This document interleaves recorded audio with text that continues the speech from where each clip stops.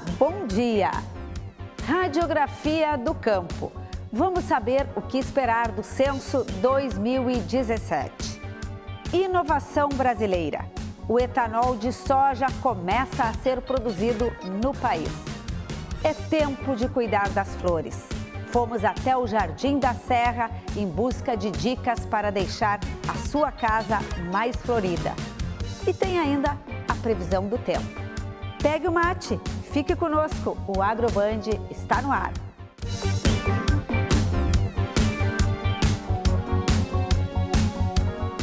Começamos o Agroband falando sobre o Censo Agropecuário 2017. Aqui no Rio Grande do Sul, cerca de 1.600 recenseadores já estão visitando as propriedades rurais. E nossa equipe acompanhou uma das primeiras no estado. Colete, crachá, boné e bolsa do IBGE. Esse é o uniforme obrigatório dos recenseadores que nos próximos 5 meses vão visitar todas as propriedades rurais do país.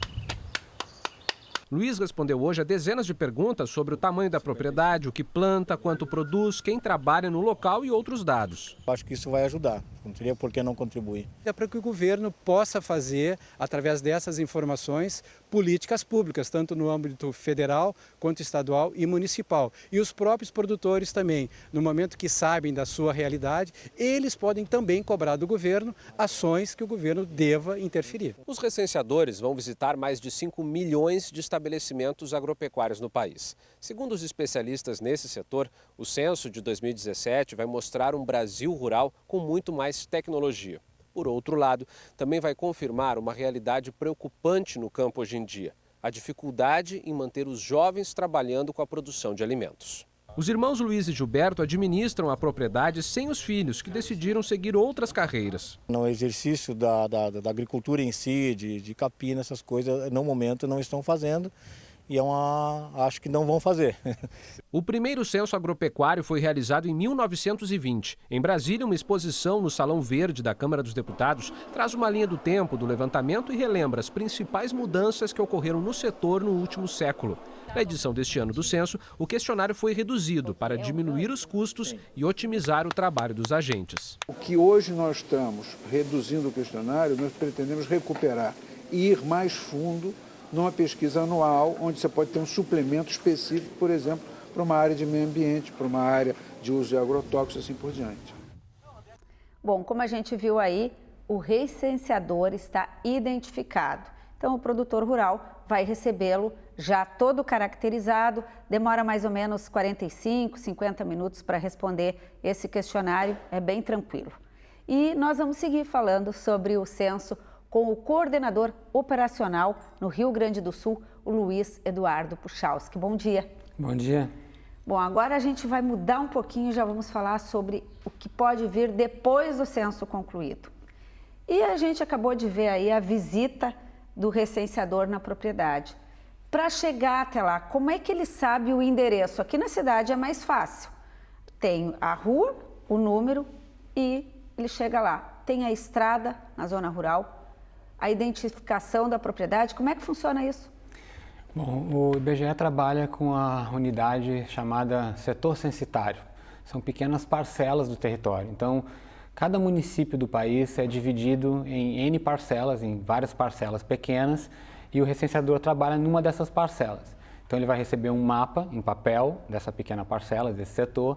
Esse mapa também vai estar no equipamento de coleta, em meio digital, e com esse mapa e com a descrição daquela área, então quais são os limites daquele setor, se é uma estrada, se é um rio, ele vai receber toda essa descrição e vai se dirigir até essa área, onde ele vai fazer lá a coleta dos estabelecimentos agropecuários. E essas informações vão ficar todas dentro da maquininha aí, porque tem um GPS monitorando.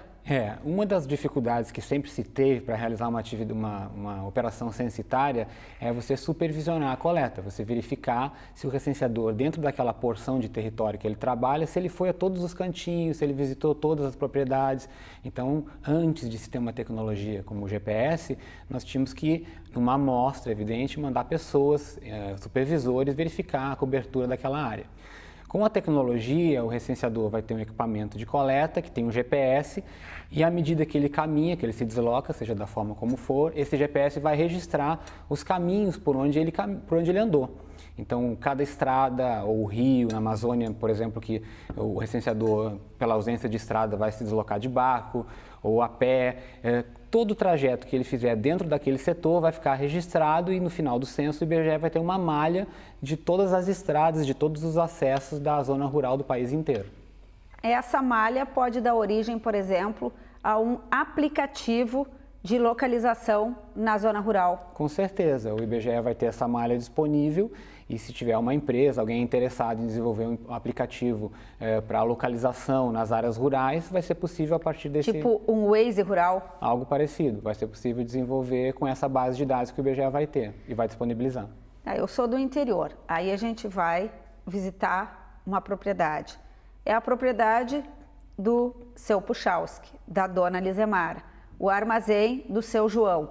Isso tudo aparece nesse GPS de vocês dessa forma? Por exemplo, se for fazer o aplicativo para a zona rural de trajetos, vai aparecer identificado como? Bom, o estabelecimento ele é identificado por duas variáveis, pelo nome do produtor e pelo nome do estabelecimento. Cada estabelecimento tem uma geocoordenada, que é coletada pelo recenseador, que é um ponto que identifica aquele recenseador no globo, no território. Então, depois do censo, esses pontos podem ser divulgados pelo nome do estabelecimento, não pelo nome do produtor em função do sigilo da informação que o IBGE precisa preservar, mas o nome do estabelecimento, a coordenada e todas as estradas vão ser disponibilizados. Então, eu vou, por exemplo, pegar o interior aqui, Porto Alegre, a região sul de Porto Alegre, eu vou saber todos os acessos, todos os estabelecimentos que tem lá georreferenciados. Então, se for preciso fazer uma pesquisa amostral, por exemplo, no futuro, eu posso selecionar dentro desse universo de estabelecimentos que nós vamos coletar agora, alguns estabelecimentos de forma aleatória, e o pesquisador que voltar lá, ele com um equipamento como esse, ele pode voltar exatamente naquele estabelecimento que foi recenseado, vai ser recenseado esse ano, usando a coordenada daquele ponto de referência. Para coletar as informações, a gente falou, por exemplo, na Amazônia que tem que usar barco. Aqui pode ter que usar o cavalo, pode ter que ir de moto. Como é que o recenseador faz? É o IBGE que fornece o deslocamento ou é por conta dele? Não, o recenseador ele tem a remuneração dele baseada no número de questionários que ele faz, então ele recebe proporcionalmente à produção e dentro dessa produção ele recebe ainda uma ajuda de locomoção, que é um pequeno recurso que ele tem para se patrocinar, digamos assim, para encontrar formas de chegar até o setor. O IBGE, para alguns setores, na minoria dos setores, trabalha em forma de mutirão e, nesse caso, sim, a gente tem um veículo e alguns recenseadores são levados até o setor com o veículo do IBGE. Mas como o volume de recenseadores no Brasil todo e no Rio Grande do Sul é muito grande, o recenseador, na grande maioria dos casos, ele precisa encontrar formas e aí vai ser moto, que é muito comum, cavalo, em alguns casos a gente consegue parcerias com as prefeituras para utilizar o transporte escolar, existem recenseadores, inclusive, que já são residentes na zona rural e eles se deslocam até a pé mesmo, dependendo da característica regional, então as formas são diversas, né? E vocês têm, por esse sistema de GPS aí, condições de monitorar se o recenseador deixou de ir a uma propriedade? Vocês têm como verificar isso? Com certeza. O recenseador é orientado para fazer uma transmissão de dados diariamente. À medida que ele transmite esses dados, os questionários que ele coletou no dia, não só os questionários, mas todo o trajeto que ele percorreu, vai para o nosso banco de dados no Rio de Janeiro e daí abastece todos os nossos escritórios, os nossos postos de coleta onde estão as equipes de supervisão. Então, o supervisor, diariamente, ele vai olhar lá na tela do computador e ver o recenseador, por onde ele percorreu, quais são as estradas que ele entrou ou deixou de entrar. E se ele perceber, ao final do trabalho, que alguma área daquele setor censitário ficou a descoberta, que o recenseador não passou por lá, ele vai poder, através de um serviço que o IBGE também implementou, que é uma tecnologia desenvolvida pelo IBGE, de mensageria, algo parecido, como se fosse um WhatsApp entre o recenseador e o seu supervisor, o supervisor vai mandar uma mensagem e o recenseador, nesse equipamento, vai receber a mensagem com as orientações. Você precisa visitar tal área que você não visitou, ou tal questionário tem algum problema de conceito que você talvez não tenha feito a pergunta da maneira correta. E o recenseador, então, vai manter esse vínculo de informação com o seu supervisor, que vai estar à distância, acompanhando tudo que está acontecendo em campo. E nesses primeiros dias, como é que vocês estão avaliando? Surgiu alguma dificuldade na prática para os recenseadores ou por parte dos proprietários? Como é que é a diferença, por exemplo, para chegar na propriedade rural, fazendo as perguntas e na zona urbana? Existe uma diferença? Normalmente, na zona rural, a resistência a prestar informação é muito menor. Os produtores rurais normalmente recebem bem os nossos recenseadores, até porque o nosso último censo já fazem 11 anos, então eles também sabem, os próprios produtores, que nós precisamos de um diagnóstico atualizado do setor agropecuário, que é tão importante para a economia do país. Então, eles também têm interesse em prestar informação e recebem muito bem os nossos recenseadores. Talvez a dificuldade maior que nós possamos ter, especialmente em regiões próximas a grandes centros urbanos, é que, em função da criminalidade, muitos estabelecimentos agropecuários eles estão fechados, com cadeados, então o recenseador chega lá, tem uma certa dificuldade de acessar. Para isso mesmo, eles são identificados com colete, com crachá. Tem várias formas que o informante pode usar para conferir se é aquela pessoa que se apresenta um recenseador ou não. Como é que ele pode conferir? Tem um site que o IBGE disponibilizou, que é o site respondendo.ibge.gov.br. Nesse site, o informante digitando o nome daquela pessoa que vai constar no crachá, lá esse site vai informar se aquela pessoa é de fato um recenseador ou não. Também tem um 0800, que é o 0800 721 8181, também ele pode ligar para esse 0800 e conferir se aquela pessoa que está lá na sua propriedade é de fato um recenseador.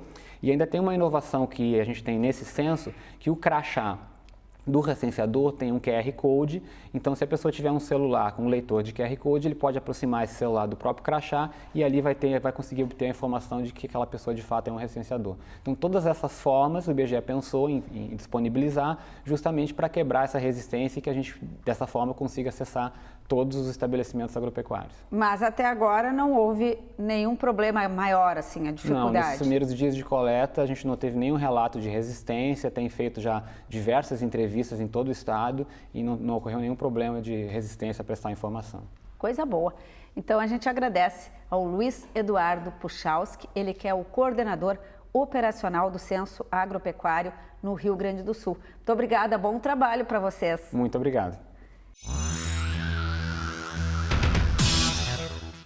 A Associação dos Fumicultores do Brasil recebeu milhares de notificações de lavouras atingidas pelo temporal do dia 1º de outubro nos 3 estados do Sul. No Paraná, a região mais atingida é a de Francisco Beltrão. Em Santa Catarina, a região de São Miguel do Oeste. No Rio Grande do Sul, o Vale do Rio Pardo foi fortemente castigado. O sistema de mutualidade da AFUBRA cobre os prejuízos causados pelo granizo e tufão, de acordo com a modalidade que o associado optou no momento de inscrever suas lavouras.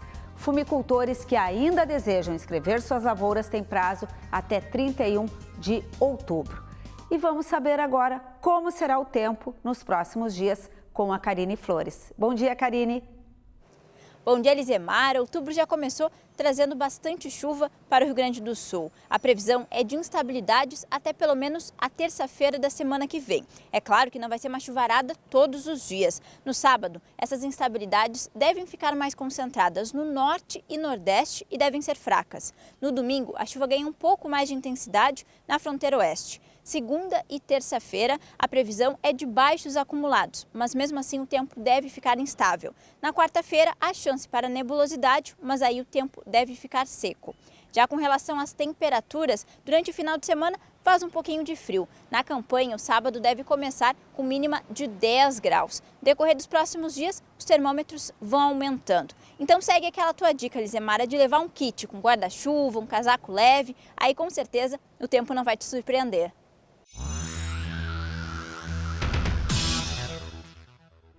A produção de etanol a partir da soja. Este é o assunto com o professor Marco Antônio Záquia Ayub.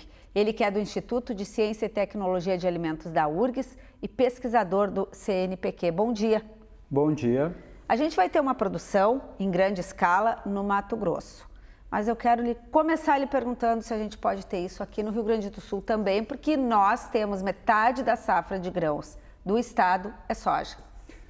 Sem dúvida, onde nós tivermos a produção de soja como produção agrícola, e o estado do Rio Grande do Sul é um dos principais, não é o principal, mas um dos principais produtores nacionais deste grão, nós teremos a matéria-prima necessária para a utilização nesse processo de obtenção de etanol a partir de soja. Bom, o senhor já me ensinou que não é extração de etanol, é bioconversão.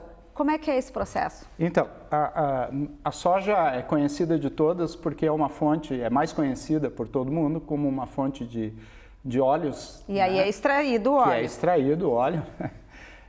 E também e principalmente como uma fonte de proteína, que a proteína da soja é a fração mais nobre deste grão, com maior valor agregado, vamos dizer assim. A gente exporta o grão, por exemplo, para a China para virar alimento dos animais. Para fazer ração animal, exatamente por causa do teor de proteína, né? Que vai compor, então, o principal componente de rações animais. Entretanto, em alguns processos, isso não é em todas as indústrias, em algumas indústrias onde existe o processo de obtenção de proteína isolada de soja ou proteína concentrada de soja, tem uma terceira fração menos conhecida da soja, que são os açúcares, a fração glicídica da soja. Essa fração glicídica, hoje em dia, ela é matéria-prima, ela é residual e utilizada também em rações animais, mas ela tem um baixo valor agregado. É dessa fração que nós estamos falando para a bioconversão a etanol. Quanto por cento do grão de soja seria essa fração? De forma geral, porque existe variação da composição dependendo da variedade da soja, do solo, enfim, nós estamos falando em torno de 25% do peso seco do grão seriam esses açúcares. Então, poderíamos converter, teoricamente, 25% do grão seco a etanol. E a qualidade seria igual ao etanol da cana-de-açúcar que nós fazemos aqui, do milho que os americanos fazem e da beterraba, por exemplo, como os europeus fazem? Sim, veja que nós estamos falando de açúcares prontamente fermentescíveis. O etanol nada mais é do que a utilização de açúcares advindos da agricultura, por exemplo, da cana-de-açúcar ou do milho, nos Estados Unidos principalmente, em que nós fazemos um processo biotecnológico utilizando micro-organismos, nesse caso Saccharomyces, o famoso micro-organismo utilizado para a produção de etanol de cana. O mesmo processo pode ser utilizado com algumas pequenas variações para fermentar os açúcares da soja. Veja que a qualidade final do produto etanol depende muito mais das etapas posteriores de destilação, concentração, destilação, purificação do etanol, do que propriamente das suas fermentações. Como nós podemos obter esses açúcares da soja de forma concentrada, ele se torna economicamente viável durante o processo de fermentação. E o produto final é idêntico ao etanol de cana-de-açúcar, idêntico ao etanol de milho obtido nos Estados Unidos. E vale a pena usar soja para fazer etanol, porque a soja é a principal commodity brasileira hoje. Metade da safra nacional é soja e vai para a China, grande parte. E aqui do Rio Grande do Sul também. Comparando, por exemplo, com o etanol que nós temos aqui da cana-de-açúcar, seria mais barato fazer de soja? O custo do etanol, o preço do etanol, ele depende muito mais de questões de mercado, de bolsas de valores, de commodities, do valor do dólar, a alta do dólar, ou coisas desse tipo. A tecnologia em si, a tecnologia que incide na produção do etanol, ela é relativamente barata e simples. Essa tecnologia não vai ter um custo muito variável, não muito diferente de obtenção de etanol de outras fontes. O que vai incidir no valor desse etanol no mercado são esses outros fatores econômicos para os quais eu não tenho resposta. O que eu posso dizer é que esse etanol, se as indústrias resolvessem investir na produção de etanol a partir dos açúcares remanescentes do grão de soja, ele não estaria competindo com os outros processos de obtenção de óleo e de proteína. Pelo contrário, né?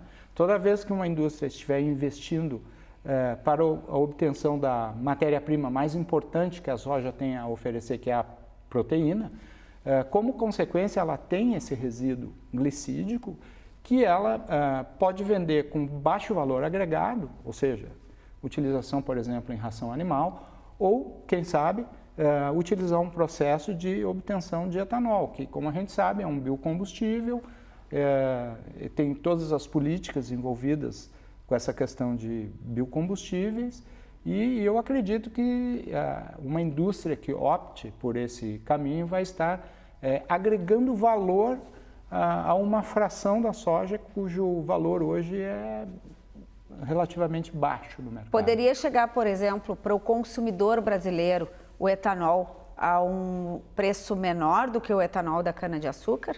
Com certeza ele poderia atingir o mercado com um valor competitivo no mercado, porque seria um etanol como qualquer outro etanol obtido, como por exemplo de cana-de-açúcar. Né? Comparando com o do milho lá nos Estados Unidos, o valor é bem alto, mas tem um subsídio do governo norte-americano. Então, como eu digo, o que impacta mais o custo da produção não é a matéria-prima ou o processo tecnológico, é exatamente as políticas que tem por trás da questão da produção do etanol.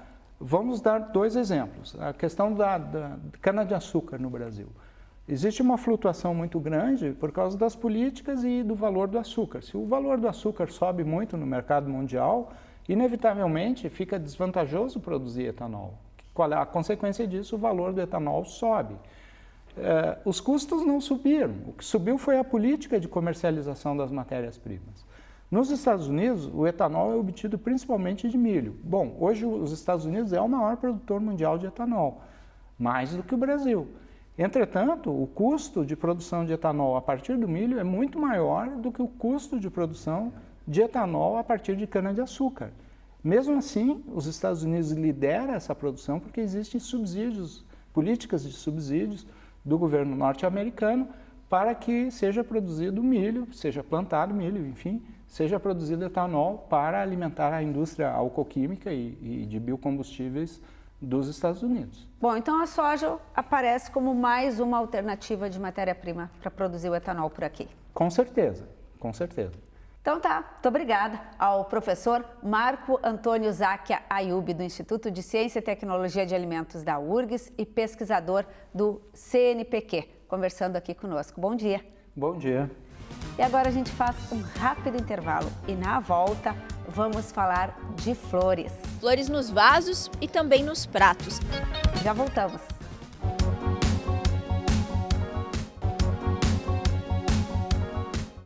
O Agroband está de volta e a primavera está no ar.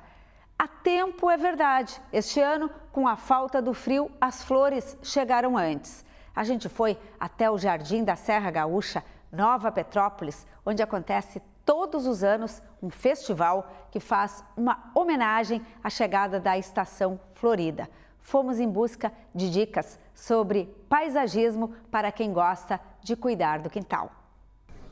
Cultivar uma flor ou um tempero? E que tal um arbusto?